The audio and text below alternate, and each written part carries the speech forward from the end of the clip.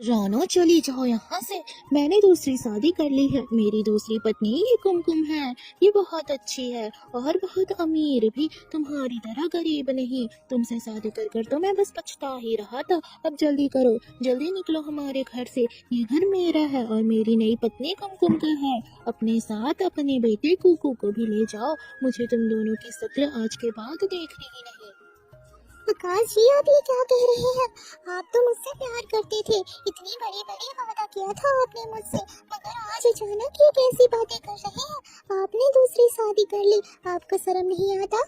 आपका एक बेटा भी है, इसके बावजूद ना आपने मेरा सोचा ना अपने बेटे का, और कर ली दूसरी शादी। बस बस, मुझे ये बातें नहीं सुननी। मुझे सब पता है, मगर अब मैंने दूसरी शादी कर ली है। जाओ जल्दी निकलो इस घर से, वरना तुम दोनों को धक्के मारकर बाहर कर दूंगा। मम्मा, मम्मा चलो यहाँ से, हम यहाँ नहीं रहेंगे। पापा अच्छे नहीं है, मुझे पापा के साथ नहीं रहना। मम्मा जल्दी चलो यहाँ से। रानू काफी परेशान थी। उसका बेटा कुक्कू भी रोए जा रहा था। उसके पति ने दूसरी शादी जो कर ली थी और अपनी ही पहली पत्नी रानू और अपने बेटे कुक्कू को घर से बाहर कर दिया। रानू अब इस ठंड के मौसम में अब जा रही थी अपने दोस्तों के यहाँ, आस पड़ोस पक्षियों के यहाँ, ताकि कोई उनकी मदद कर दे। रानू सबसे पहले कालू कौवे के घर जाती है। कालू कौवा घर के बाहर ही था। रानू कहती है, कालू जी, आकाश जी ने मुझे धोखा दे दिया। उन्होंने दूसरी शादी कर ली और मुझे और मेरे बेटे को घर से बाहर निकाल दिया। मेरे पास रहने का कोई घर नहीं। मुझे 2-3 दिन अपने घर में ठहरने दो। कुछ दिनों में मैं अपने लिए एक मकान बना लूंगी, फिर मैं अपने घर चली जाऊंगी। रानो, आकाश ने तो बिल्कुल ठीक नहीं किया तुम्हारे साथ। मैं तुम्हारी मदद करना चाहता हूँ, मगर क्या करूँ, मैं तो मजबूर हूँ। मेरे घर तो बहुत से मेहमान आए हैं, रहने का एक भी जगह नहीं। अगर मेहमान ना होते तो तुम्हें रख लेता। अब मैं क्या करूँ, मुझे खुद समझ नहीं आ रहा। कोई बात नहीं, रहने दो। मैं आपकी मजबूरी समझ सकती हूँ। मैं एक काम करती हूँ, लाडो के घर जाती हूँ, वो पक्का जरूर मेरी मदद करेगी। ऐसा सोचते हुए रानो चिड़िया अपने बेटे कुकू के साथ वहाँ से उड़ पड़ती है। कालू कौवे ने तो झूठ कहा था, उसके घर कोई मेहमान नहीं था। उसने तो जानबूझकर रानो को अपने घर रखा ही नहीं। इधर रानो चिड़िया अपने बेटे कुकू के साथ अपनी सहेली लाडो चिड़िया के घर के बाहर पहुंच चुकी थी। लाडो, मेरी मदद करो, मैं मुसीबत में हूँ। मेरे पति ने मुझे घर से निकाल दिया। अब इतनी कड़ाके की ठंड में मैं कहाँ जाऊँ? मुझे कुछ समझ नहीं आ रहा। बस 2-3 दिनों के लिए अपने घर में सहारा दे दो, उसके बाद मैं खुद का एक मकान बना लूंगी। रानो, मैं तुम्हारी मदद तो कर ही देती, मगर मैं क्या करूं? मैं माँ बनने वाली हूँ और मेरे घर में बिल्कुल जगह ही नहीं जो मैं तुम्हें भी अपने घर पर रख सकूं। मेरे पति हमेशा अपने अंडे की रक्षा करेंगे और अंडे के रखने के लिए भी तो जगह चाहिए ना। अब इस हालात में मैं तुम्हें कैसे अपने घर रखूं? मैं नहीं समझ पा रही कि मुझे क्या करना चाहिए। ये सुनना ही था कि फिर रानो अपने बेटे कुकू को लेकर वहाँ से उड़ पड़ती है। लाडो भी झूठ बोल दी, उसने अपनी दोस्त रानो की मदद ना की। रानो तो अकेली पड़ गई थी। वो अपने बेटे कुकू के साथ अब जंगल में भटक रही थी। जंगल में ठंड भी बहुत था। ठंड के मारे कुकू का तो हाल बेहाल हो रहा था। थोड़ी देर बाद जब भी एक पेड़ पर ठहरते हैं, कुकू कहता है, मम्मा जल्दी कुछ करो, मुझे बहुत भूख लग रही है और ठंड भी। जल्दी से ऐसी जगह ढूंढो जहाँ हम जाएं और हमें ठंड ना लगे और खाने को भी कुछ मिल जाए। मुझसे अब ये ठंड बर्दाश्त नहीं हो रहा। माँ, कुक्कू बेटी, तुम चिंता बिल्कुल ना करो। जिसका कोई नहीं होता उसका भगवान होता है। हमें जल्दी ही रहने का कोई अच्छा ठिकाना मिल जाएगा। तुम थोड़ी हिम्मत करो और उड़ो मेरे साथ। उड़ते उड़ते हमें कुछ न कुछ ठिकाना दिख ही जाएगा जहाँ हम ठहर जाएंगे। फिर रानो की बात कुक्कू मान लेता है। दोनों हिम्मत करके फिर से उड़ने लगते हैं। जंगल में ठंड भी पड़ रहा था, शाम भी हो गई थी, रात होने को ही थी। रानो को कुछ समझ नहीं आ रहा था कि आखिर वो कहाँ जाए, ये कड़ाके की ठंड वाली रात कहाँ गुजारे। थोड़ी देर में रानो को एक गुफा दिखता है। रानो बिना कुछ सोचे समझे अपने बेटे के साथ उस गुफा में घुस जाती है। गुफा में घुसते ही उन्हें ठंड से राहत मिल जाता है। गुफा में गर्माहट जो थी मम्मा अब अच्छा लग रहा है, यहाँ ठंड नहीं लग रही। मगर मम्मा अब मेरे पेट में दर्द हो रहा, मुझे भूख लग रहा है। मम्मा अब मैं क्या करूँ, मुझे बहुत जोरों की भूख लग रही है। कुकू बेटे तुम चिंता ना करो, तुम यहीं ठहरो, मैं बाहर जाती हूँ और बाहर से कुछ खाने का ढूंढ कर लाती हूँ। रानो ऐसा कहती है और तुरंत बाहर निकल पड़ती है। अब रानो बहुत देर तक कुछ खाने का ढूंढ रही थी। जंगल में ठंड भी बढ़ते जा रहा था। इधर रानो को अभी तक कुछ खाने का मिला ही नहीं। अब वो बहुत देर से ढूंढे जा रही थी। देखते ही देखते जंगल में रात भी हो जाता है। अब रानो को कुक्कू की याद आती है और डर सताता है, कहीं कुक्कू को अकेले गुफा में छोड़ के आने के कारण कुछ हो ना जाए। ऐसा सोचते हुए रानो खाने की बात भूल जाती है। भोजन तो उसे मिलता ही नहीं। सब छोड़कर वो जल्दी जल्दी उठती है, अपने बेटे कुक्कू के पास वापस जाती है, जहाँ कुक्कू अपनी मम्मा रानो को आते देख कहता है, मम्मा अच्छा हुआ आप आ गई। मम्मा मम्मा आपने खाने का लाया है ना? मम्मा मुझे बहुत भूख लग रही है, दो ना मम्मा, आपने क्या लाया है मेरे लिए?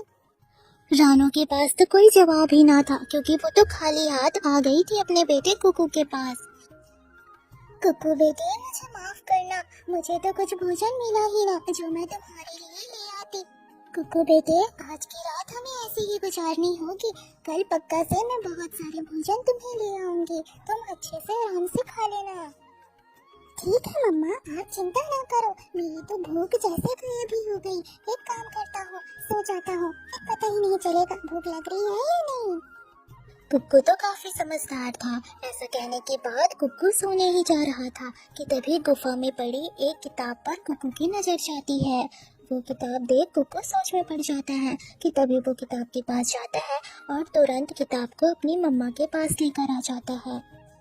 मम्मा देखो ना मुझे क्या मिला, ये किताब। इससे अच्छा तो मुझे कुछ खाने का मिल जाता, कुछ अच्छा सा फल जैसे सेब या संतरा। काश जैसे इस गुफा में ये किताब है वैसे यहाँ एक फलों की टोकरी भी होती। कुक्कू ऐसा कहता ही है कि तभी उस किताब से फलों की टोकरी निकलती है। ये देख कुक्कू हैरान, साथ में रानो भी। दरअसल वो किताब तो जादुई किताब था जिसके बारे में कुक्कू और रानो को पता ही ना था। मम्मा क्या आपने देखा, ये फलों की टोकरी इसी किताब से निकली है। मैंने देखा इस किताब के अंदर से ये फल कैसे बाहर निकल रहे थे। हाँ कुक्कू मैंने भी देखा, तुमने फलों की इच्छा की और फिर इस किताब ने वो फल तुम्हारे सामने रख दिए। कहीं ये किताब जादुई तो नहीं? हमें पता लगाना होगा कि ये किताब जादुई है या नहीं। फिर रानो और कुक्कू दोनों मिलकर अच्छे से पेट भरकर फल खाते हैं। उनका तो पेट पूरा फुल हो गया और सारे फल भी खत्म हो गए। मम्मा पेट तो पूरा फुल हो गया, इतने स्वादिष्ट फल खाकर तो मजा ही आ गया। अब एक काम करते हैं, आप पता लगाइए ये किताब जादुई है या नहीं। हम कुछ इच्छा जाहिर करते हैं, अगर फिर से कुछ चीज मांगने से मिल गया इसका मतलब ये किताब जादुई होगा। हाँ कुक्कू तुम सही कह रहे, मैं अभी पता लगाती हूँ ये जादुई है या नहीं। मगर मैं मांगू तो मांगू क्या, मुझे समझ नहीं आ रहा। पेट तो भर ही गया और क्या चीज की जरूरत है हमें अभी। मम्मा आप रहने दो, मैं ही इस किताब से कुछ मांग लेता हूँ। मुझे तो अच्छी सी स्वेटर चाहिए, मैं इस किताब से कहता हूँ। ये किताब मेरी इच्छा है कि मेरे सामने एक बहुत अच्छी सी स्वेटर आ जाए जो बहुत सुंदर और बहुत प्यारी हो। कुक्कू ऐसा कहता ही है कि तभी उस जादुई किताब से कुक्कू के लिए एक बहुत सुंदर सी स्वेटर बाहर निकलती है। और ये देख कुक्कू तो हैरान, रानो भी हैरान। दोनों को समझ में आ जाता है कि ये किताब कोई मामूली किताब नहीं। मम्मा आप सच कह रही थी, ये किताब तो जादुई है, इससे जो मांगो वो मिलता है। वाह मम्मा वाह, आज का तो दिन ही बन गया। इतना अच्छा उपहार जो हमें मिला, ये जादुई किताब। अब तो हमें किसी चीज की जरूरत नहीं। हाँ कुक्कू बेटी अब हमें जो चाहिए हम इस जादुई किताब से मांग लेंगे। अब तो किसी बात की कोई टेंशन ही नहीं। सिर्फ एक बात का दुख है, काश इस किताब में कोई ऐसी शक्ति भी होती जिससे इंसान को भी बदल दिया जाता। फिर आकाश जी को मैं बदल देती, वो पहले जैसे अच्छे हो जाते और हम खुशी खुशी रहने लगते। मगर ये हो नहीं सकता, इसके बारे में हमें भूल जाना चाहिए। मम्मा, अब मुझे पापा के साथ नहीं रहना। उन्होंने हमारे साथ अच्छा नहीं किया। आप हो ना मेरे साथ और मैं आपके साथ, तो आपको क्या ही चाहिए। साथ में भगवान ने हमारी मदद की, ये जादुई किताब दिया है हमें, तो और अब आपको क्या ही चाहिए। रानू और कुक्कू दोनों बहुत खुश थे जादुई किताब को पाकर। ऐसे ही समय गुजरता है और 1 महीना गुजर जाता है। अब रानो उस जंगल में सबसे अमीर हो गई थी। रानो ने जादुई किताब से बहुत सारी चीजें मांगी थी, बहुत बड़ा घर और सारी ऐशो आराम की चीजें। रानो के अमीरी की चर्चे तो पूरे जंगल में आग की तरह फैल गई। ये बात कालू कौवे और लाडो को भी पता चला। कालू और लाडो दोनों बातें कर रहे थे। जब आकाश ने बाहर किया था रानो को घर से, उस दिन मेरे घर आई थी, मदद मांगा था उसने, मगर मैंने कोई मदद ना की। और आज देखो रानो इस जंगल की सबसे अमीर पक्षी हो गई। मेरी ही गलती है, मुझे उसकी मदद कर देनी थी। हाँ कालू, मेरे साथ भी ऐसा ही हुआ था। उस दिन रानो मेरे घर भी आई थी और मैंने भी झूठ कह दिया, मदद नहीं किया। काश उस दिन मैं रानो की मदद कर देती, तो आज रानो की तरह मैं भी अमीर होती। रानो क्योंकि हमेशा सबकी मदद करती है। कालू और लाडो चिड़िया तो ऐसी बातें कर रहे थे रानो के बारे में, मगर दोनों में हिम्मत ना थी कि वो रानो से जाकर मिल सके, क्योंकि रानो को दोनों ने झूठ जो कहा था। इधर रानो के अमीरी की चर्चे आकाश तक भी पहुंच जाता है। आकाश तो अब बहुत करीब हो गया था। आकाश ने तो लालच में आकर कुमकुम से शादी किया था, क्योंकि कुमकुम बहुत अमीर जो थी। कुमकुम, घर में सारे पैसे खत्म हो गए, अपने मायके जाओ और वहाँ से बहुत से पैसे लेकर आओ। आकाश जी, जब से आपने मुझसे शादी की है हमेशा मायके से ही पैसे मंगवाए हैं, मगर अब नहीं, अब मैं कोई पैसे नहीं लाने वाली। आप खुद कमाओ, क्योंकि अब मैं माँ बनने वाली हूँ। मेरे बच्चे की भी जिम्मेदारी आने वाली है। हम दोनों की जिम्मेदारी आपको लेनी होगी। खुद कमाओ और हम दोनों को भी अपने पैसों से ही पालो। क्या कहा? तू माँ बनने वाली है? मैं बिल्कुल अभी जिम्मेदार नहीं हूँ इन सब चीजों के लिए। तू एक काम कर, अपने अंडे को तोड़ देना जैसे ही वो पैदा हो। मेरे पास कोई नौकरी नहीं जो मैं तुम्हें पाल सकूं।